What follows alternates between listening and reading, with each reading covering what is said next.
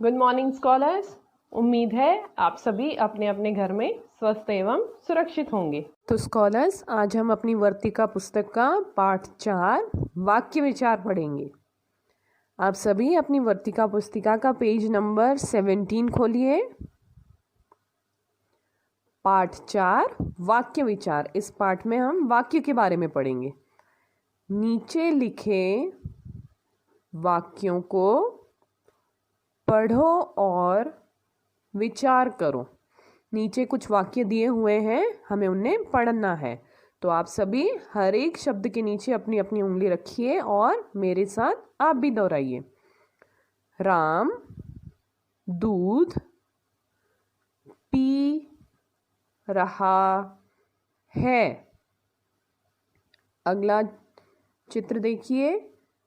मछली तालाब में तैर रही है। यह बिल्ली है। बच्चे खेल रहे हैं। वाक्य शब्दों के क्रमबद्ध मेल को वाक्य कहते हैं, जिससे अर्थ पूरी तरह स्पष्ट हो जाए। जैसे राम दूध पी रहा है। तो स्कॉलर्स, शब्दों को जब हम जोड़ते हैं तो वाक्य बनता है। शब्दों के मेल को वाक्य कहते हैं, लेकिन यह मेल क्रमबद्ध होना चाहिए, यानी एक फॉर्मेट में होना चाहिए। अगर हम शब्द को किसी भी जगह रख देंगे और उस वाक्य का कोई अर्थ नहीं हुआ तो, है ना, शब्द को उस तरह हमें लिखना है कि उस वाक्य का कोई अर्थ हो। जैसे राम दूध पी रहा है, अगर हमने इन शब्दों को अलग अलग जगह पे रख दिया तो, जैसे दूध राम रहा पी है, इसका कोई अर्थ हुआ नहीं। तो हमें हर एक शब्द को क्रमबद्ध तरीके से रखना है, जिससे कि वाक्य का कोई अर्थ हो और उस वाक्य का अर्थ पूरी तरह से हमें स्पष्ट हो जाए, क्लियर हो जाए। ठीक है, तो अब हम पेज नंबर 18 खोलिए। वाक्य के भाग। वाक्य के 2 भाग होते हैं, उद्देश्य और विधेय। वाक्य के 2 भाग हैं स्कॉलर्स, पहला है उद्देश्य और दूसरा है विधेय। तो आइए पढ़ते हैं उद्देश्य के बारे में। उद्देश्य वाक्य में जिसके बारे में बात कही जाए उसे उद्देश्य कहते हैं। तो स्कॉलर्स, यदि किसी वाक्य को पढ़ने से हमें उस वाक्य में किस बारे में, किसके बारे में बात हो रही है, यह पता लग जाए तो उसे उद्देश्य कहते हैं। हर एक वाक्य में उद्देश्य तो होता ही है। जैसे सुरेश कोई काम नहीं करता है। तो इस वाक्य में हम किसके बारे में बात कर रहे हैं? सुरेश के बारे में। तो उद्देश्य क्या हुआ? सुरेश। Very good. राम मन लगाकर पढ़ता है। इस वाक्य में हम किसके बारे में बात कर रहे हैं? राम के बारे में। ठीक है, इन वाक्यों में सुरेश तथा राम के बारे में बात कही गई है, अतः वाक्य के इस भाग को उद्देश्य कहा जाएगा। तो स्कॉलर्स, इन दोनों वाक्यों में, पहले वाक्य में सुरेश के बारे में और दूसरे वाक्य में राम के बारे में बात कही गई है, तो अतः यह वाक्य के उद्देश्य हुए। अब विधेय। उद्देश्य के विषय में जो कुछ भी कहा जाता है उसे विधेय कहते हैं। जैसे सुरेश कोई काम नहीं करता है।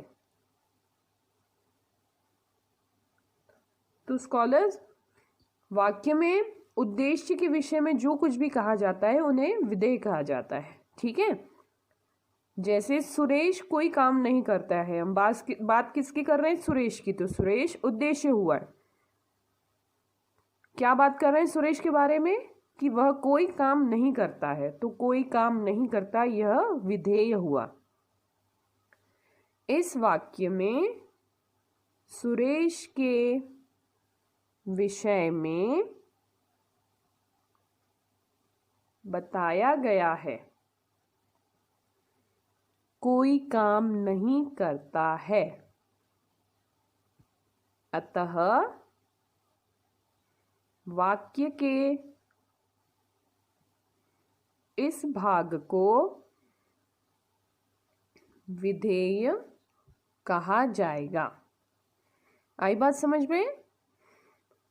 उद्देश्य को छोड़कर बाकी जो हिस्सा है वाक्य का वह विधेय कहा जाता है। ठीक है, निम्नलिखित उदाहरणों द्वारा उद्देश्य तथा विधेय को समझो। यहाँ कुछ उद्देश्य और विधेय के उदाहरण हैं वाक्य के, हम उन्हें पढ़ते हैं और समझने की कोशिश करते हैं। उद्देश्य क्या है? सीता। विधेय खाना खा रही है। राम बाजार गया है। मीना किताब पढ़ रही है। राधा नृत्य करती है। मैं अच्छा बच्चा हूँ। आई बात समझ में? सीता खाना खा रही है। किसके बारे में बात हो रही है? सीता के बारे में। तो उद्देश्य सीता है और बाकी जो है वाक्य में वह विधेय। राम बाजार गया है, किसके बारे में बात हो रही है? राम के बारे में। तो उद्देश्य क्या हुआ? राम। और बाजार गया है, यह विधेय। मीना किताब पढ़ रही है, किसके बारे में हम बात कर रहे हैं? मीना के बारे में। उद्देश्य क्या हुआ? मीना। और किताब पढ़ रही है, विधेय। राधा नृत्य करती है, किसके बारे में बात कर रहे हैं हम? राधा के बारे में। तो राधा उद्देश्य है और नृत्य करती है वाक्य का विधेय हुआ। मैं अच्छा बच्चा हूँ, किसके बारे में बात हो रही है यहाँ? मैं। तो उद्देश्य में क्या आएगा? मैं अच्छा बच्चा हूँ, विधेय। तो आइए स्कॉलर्स इस पाठ के अभ्यास कार्य को भी पूरा करने की कोशिश करते हैं। पेज नंबर 19, प्रश्न नंबर 2। निम्नलिखित वाक्यों से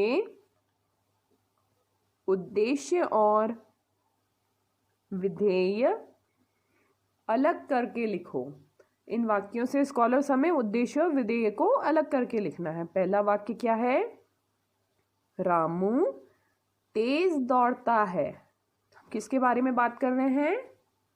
रामू के विषय में। तो रामू उद्देश्य हुआ और वाक्य का जो बाकी बचा हुआ हिस्सा है तेज दौड़ता है, यह विधेय हुआ।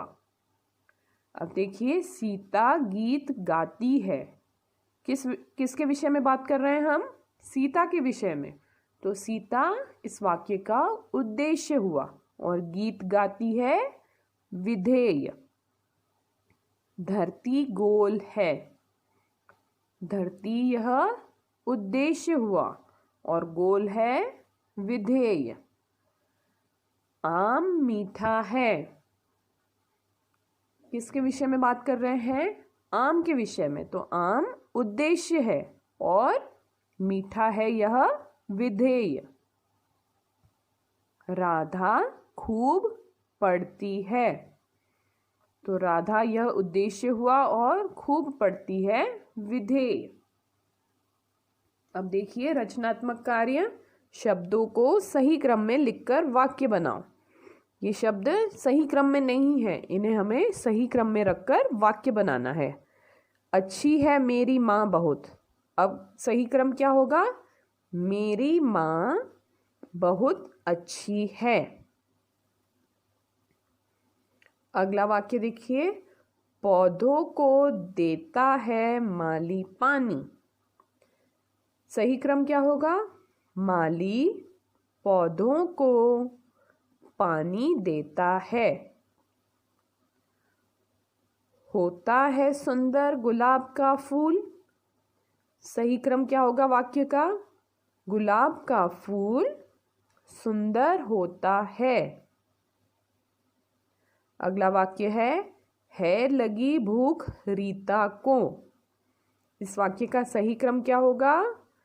रीता को भूख लगी है